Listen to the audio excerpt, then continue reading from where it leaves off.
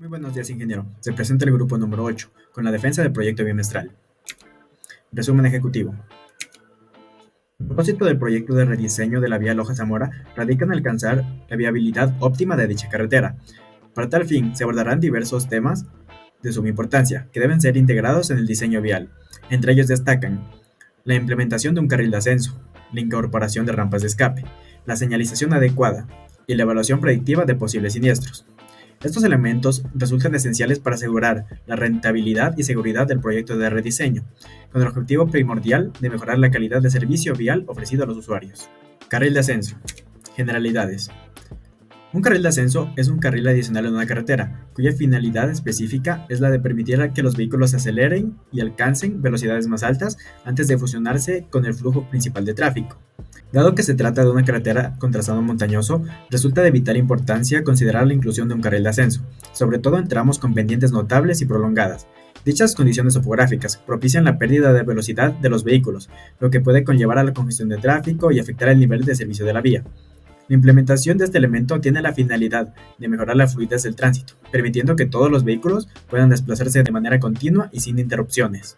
Con respecto a la capacidad de una carretera, se refiere a la cantidad máxima de vehículos que pueden circular por ella en un periodo determinado de tiempo, mientras que el nivel de servicio está relacionado con el grado de comodidad y seguridad de los usuarios.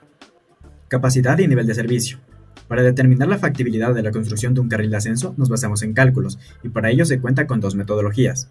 Respecto a la metodología de capacidad y nivel de servicio sin carril de ascenso, se sigue el siguiente procedimiento. Primero se determinan los datos base.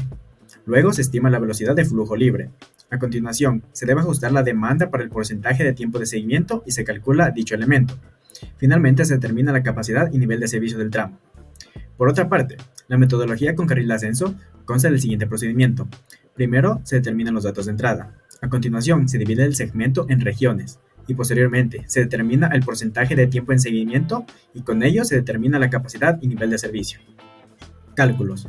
Para efectuar los cálculos, se establecen los datos de entrada que se encuentran en la parte izquierda. Se cabe recalcar que todos estos datos se obtienen mediante la consulta bibliográfica o con los datos extraídos de la geometría y diseño de la carretera. Respecto al análisis con carril de ascenso, la mayoría de los datos de entrada se toman de los cálculos realizados en el análisis sin carril de ascenso. Aplicando la metodología y fórmulas del libro Diseño geométrico y operación de carreteras de dos carriles del Dr. Yasmani García, se obtienen los siguientes resultados. Sin carril de ascenso se cuenta con un nivel de servicio D, mientras que con la inclusión de este elemento, el nivel de servicio pasa a ser de A, que es la condición que describe un flujo vehicular adecuado. Ubicación del carril de ascenso. El carril de ascenso se va a ubicar en el primer tramo de la carretera. Inicia en la abscisa 13.000 y termina en la abscisa 11.000, sentido de Zamora a Loja. Se ubica entre dichas abscisas, debido a que es uno de los tramos en que las inclinaciones del terreno son adecuadas para que los vehículos pesados puedan usar dicho carril.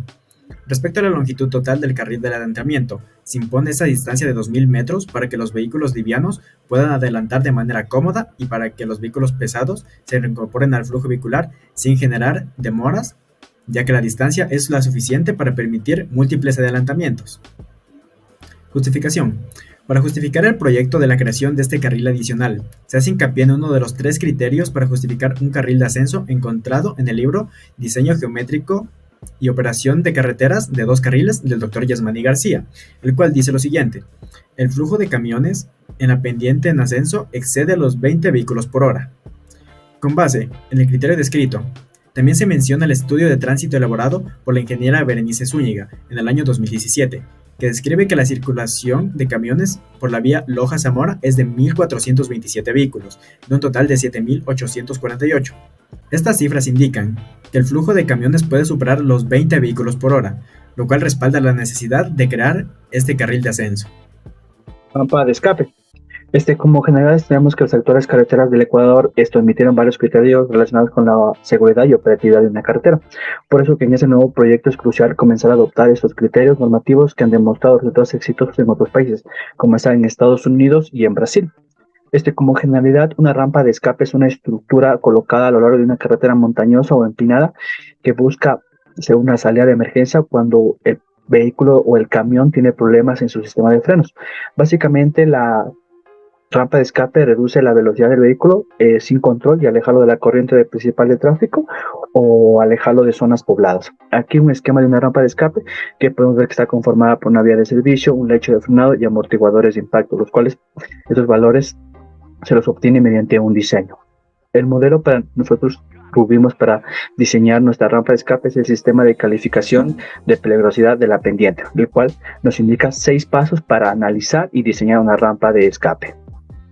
El primer paso es analizar la necesidad de la rampa de escape. A pesar de que sabemos que nuestro terreno es una zona montañosa, debemos determinar si es necesario colocar una rampa de escape. Para eso necesitamos determinar la velocidad máxima de descenso seguro, el cual se le hace con todas estas variables y se presenta esta tabla de resumen, en donde nosotros con un tateo determinamos que la velocidad de 20 millas sobre hora nos demuestra que no se llega a la temperatura límite, que son de 500 grados Fahrenheit, pero en cambio con una temperatura de 25 al finalizar el tramo se tiene que ya se superó esta temperatura límite de 500 grados Fahrenheit con 500.19.742. Entonces tenemos que nuestra velocidad máxima de descenso seguro es 20 millas sobre hora. Aquí, para analizar la necesidad de la rampa, también se calcula el aumento de temperatura debido al descenso de la pendiente, el aumento de la temperatura debido a una parada de emergencia y la máxima temperatura del sistema de freno, la cual es la que no debe exceder los 500 grados Fahrenheit. También necesitamos analizar la necesidad de la rampa de escape, calculando las velocidades de operación, las velocidades en las que nuestros camiones van a transcurrir por esos segmentos. Es un valor más real, por eso son ecuaciones calibradas. Ahora, mediante el sistema que nosotros tomamos, el sistema inglés, determinamos que las velocidades de operación son 45, 41, 46, 46, lo cuales son mayores a la velocidad de descenso seguro, lo cual nos indica que se necesita una rampa de escape, porque es muy probable que los camiones alcancen esta temperatura límite y la superen. Ahora necesitamos estimar el punto en donde el sistema de frenos alcanza los 500 grados Fahrenheit. Para eso se reemplaza las velocidades de operación y se hace el mismo análisis, lo cual nos indica que en el tramo número 2 es en donde se supera esta temperatura límite. Ahora, la longitud a la que se alcanza esta temperatura límite es a 0.06 millas. Y desde el inicio del tramo tenemos que a 3.29 millas es en donde se alcanzan los 500 grados Fahrenheit. Ahora necesitamos estimar el punto en donde el conductor es consciente de la situación y está en capacidad de decidir sobre la rampa.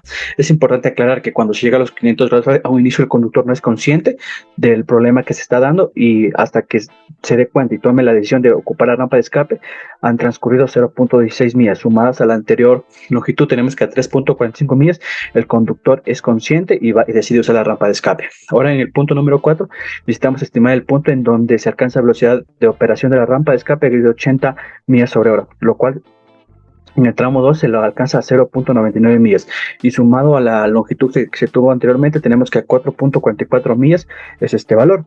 Ahora tenemos que nuestra rampa de escape va a ser colocada entre 3.45 a 4.44 millas, vinculando nuestro proyecto va a ser desde la abscissa 15.0.52.237 a la abscissa 16.645.407 metros. Nosotros teniendo en cuenta que sea ubicar la rampa en este rango en donde que no esté cerca de que no esté en una curva, no esté cerca de una población, tomando otras generalidades, decidimos que nuestra rampa de escape en la abscissa 15.360 metros.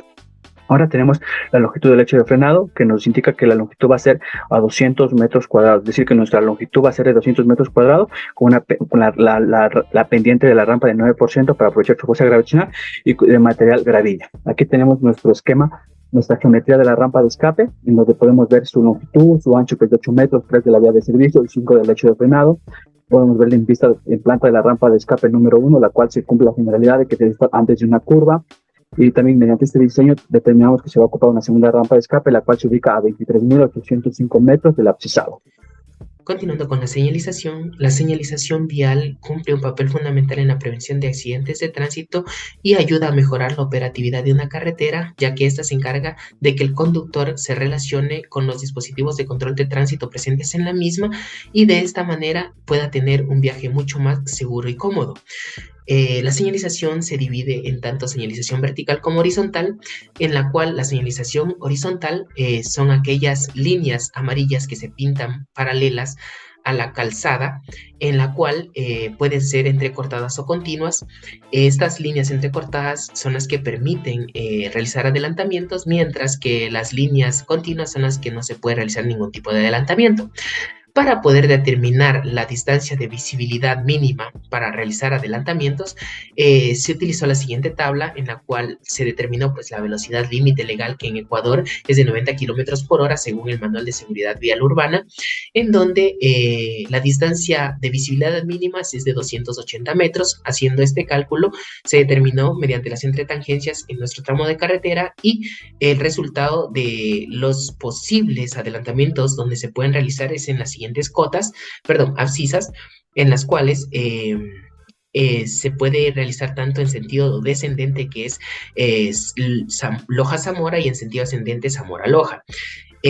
También en el sentido Zamora-Loja se pudo determinar pues que en este tramo se tomó en consideración un carril de ascenso en el cual este se encuentra presente en la abscisa 11.000 hasta la 13.600, en donde se va a pintar una línea continua debido a que los carros no van a tener la necesidad de invadir el carril contrario para poder realizar un adelantamiento. Continuando con la señalización vertical, las cuales es un tipo de señalización que se coloca perpendicular a la calzada de la carretera, en donde podemos ver los tipos de señaléticas que pueden existir, y según esto, pues se va a seguir un proceso para poder colocar este tipo de señaléticas en la carretera. Con ello, primero lo que se puede hacer es el paso 1, que es determinar las velocidades de operación en las entretangencias, en donde según la pendiente que se obtenga, se va a utilizar cierta ecuación para poder calcular la velocidad en esta entretangencia. Seguido a esto, se va a calcular pues la velocidad promedio en el centro de la curva, que también es según la pendiente, y se va a utilizar cierto tipo de ecuación para poder encontrar la velocidad promedio, la cual se va a multiplicar por 0.97, se le va a sumar 1.6 y el valor, y se lo va a redondear el valor más cercano a múltiplo de 10 kilómetros por hora. Tercero, se va a seleccionar la señal de tránsito mediante una diferencia entre la velocidad máxima de operación y la velocidad recomendada, en la cual, según esto, pues nosotros nos encontramos en un rango de 16 kilómetros por hora y 20 kilómetros por hora, en donde en algunos casos se va a hacer obligatoria o opcional o recomendada. Seguido a esto, se va a utilizar la siguiente tabla también para determinar el tipo de señalética que se va a usar según la entretangencia, si es mayor o menor de 180 metros, etc. Seguido a esto, vamos a elegir el espaciamiento de los chevrones, que según la velocidad recomendada, la cual nos encontramos entre 60 a 70 kilómetros por hora, calculada anteriormente, en donde la señal va a ser de 36 metros. Continuando con esto, se va a calcular las distancias para la colocación anticipada de las señales preventivas mediante la siguiente tabla, y con ello presentamos la tabla de resultados, en donde se puede observar que las señaléticas más utilizadas en este caso van a ser la W11, W15, W14 y W18, las cuales van a estar presentes en la mayoría del tramo debido a que se trata de una carretera que es bastante sinuosa y con pendientes bastante pronunciadas, y las cuales van a ser obligatorias en la mayoría de los casos. Teniendo esto, se puede observar pues el resultado final de nuestro alineamiento, en donde se puede observar las señaléticas colocadas a lo largo de Muchas gracias. Revisión de siniestros viales. Esta parte es fundamental en el proceso de rediseño de la carretera, por lo que se va a seguir el modelo predictivo desarrollado por Lastra en el volumen 2, parte C del Manual de Seguridad de Carreteras. En la imagen de la izquierda podemos ver cómo una carretera puede ser propensa a más siniestro que en la otra. Vamos a desarrollar lo que son cálculos manuales y cálculos en HCM. Vamos a explicar los pasos, que en el paso 1 vamos a tener que aplicar las funciones de desempeño de seguridad vial, en donde vamos a ingresar el tránsito promedio anual, la longitud. En las longitudes, en cada longitud que se vaya a poner, se va a tener que sumar la mitad de la espiral anterior más la mitad de la espiral siguiente, ya sea en rectos o en curvas, por 365 por 10 elevado a la menos 6 por euro elevado a la menos 0.312. Por factores de modificación de siniestros viales vamos a tener que no vamos a tener 4 factores en total, que es por banda sonora, por giros izquierdos, de iluminación y de sistema de control de velocidades. Por ende, esos valores van a ser igual a 1. el que es de ancho de carretera, como primer factor a encontrar va a ser este y vamos a determinarlo mediante el ancho de carril y el TPDA. Si es que no tenemos exactamente estos valores, vamos a tener que interpolar y el PRA tanto en ancho de carreteras y espaldón va a ser de 57.4. En el factor de espaldón vamos a determinar este factor mediante el ancho del espaldón y el TPDA y el valor de CMDDA vamos a por el tipo de espaldón que es pavimentado y el ancho de espaldón que va a ser siempre 1. Factor de curvas horizontales. Esta longitud de la curva circular vamos a tener que determinarla, el radio de la curvatura que está establecida y ese que es un factor en donde si hay espirales es igual a 1. Si es que solo hay una espiral va a ser igual a 0.5 y si es que no hay va a ser igual a 0. Y factor por peraltes de curvas, SV es la diferencia entre los peraltes necesarios estipulados por la ASHTO y los peraltes que nosotros tenemos en nuestra carretera. Por ende, nosotros siempre vamos a tener un valor igual a 1. Factor por pendientes longitudinales. Cuando es a niveles menor al 3%, va a ser de 1. Cuando es moderado de 3 a menor o igual a 6%, va a ser de 1.1 y mayor a 6 va a ser 1.6. El factor de densidad de acceso, lo que necesitamos es los accesos por millas, que serían igual 2 en nuestro caso, y el TPDA que tenemos estipulado.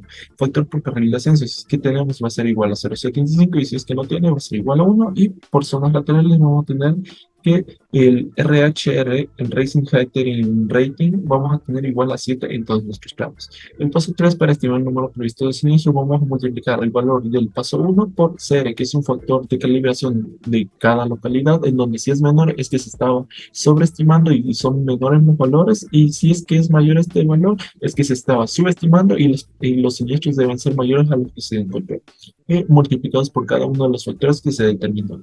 Esto si se quiere sacar específicamente los totales más lesiones, solo daños materiales, se va a multiplicar por estos valores divididos para 100. Y la representación en el IHCM se los tiene de esta forma, en donde estas dos últimas nos muestran cómo son los siniestros estipulados en nuestra carretera, que esto ya se lo realizó desde el año 2023 hasta el año 2038 ingresando a cada TPDA. Como planos tenemos aquí el índice de planos, en donde vemos la área de estudio, la zona de estudio específicamente, y aquí podemos ver los títulos de cada plano y la numeración de cada plano. Como primero tenemos la planimetría general, una observación general de de nuestra carretera, donde tenemos las dos rampas de escapes, tenemos lo que es el perfil de obra básica, donde tenemos las secciones tipo, solo corte, solo relleno, sección mixta, las secciones transversales y el esquema esperante con sus progresiones especificándolas. Aquí tenemos lo que son los datos de las curvas horizontales, en donde están las coordenadas, las abscisas, las distancias, radio de curvatura y demás valores o cosas necesarias que tiene la curva horizontal. En nuestro caso, que son curvas espirales todas. Las progresivas en transición, donde podemos ver las abscisas en cada proyección y puntos singulares de las curvas horizontales, donde vemos las abscisas y coordenadas de XY en cada punto de la curva espiral, que es la tangente espiral curva circular, etc. Aquí podemos ver lo que son las progresiones ya de nuestra carretera de unos centímetros a 1 kilómetro. Podemos ver como aquí solo tenemos de corte, solo tenemos unas secciones de corte. Como vemos, nuestra carretera pasa por debajo del terreno. Aquí podemos apreciar cómo va a tener que pasar por encima del terreno, por lo que tiene como una especie de grava de color verde. Y en el carril de ascenso podemos ver dónde inicia el carril de ascenso, que es en esta abscisa de aquí. Hay que recalcar que inicia desde esta parte debido a que es el carril de ascenso se ubica desde Zamora para Loja en subida. Y el final de la carril de ascenso es casi al final de nuestro rediseño de la vía. Aquí podemos ver la rampa de escape, que la primera está ubicada al 15 más 360 según nuestros cálculos, en nuestro límite de abscisas que podíamos ponerle. Y la segunda rampa está previamente al final de nuestra carretera, que aunque sea previamente al final y que ya hayamos terminado, tenemos más recorrido futuro de la carretera, por ende debemos ubicar una rampa de escape por seguridad de peatones. Y aquí podemos ver la señalización mostrando las curvas en que son las rampas de escape, como podemos ver aquí, en lo que es el carril de ascenso, entre otras. Muchas gracias.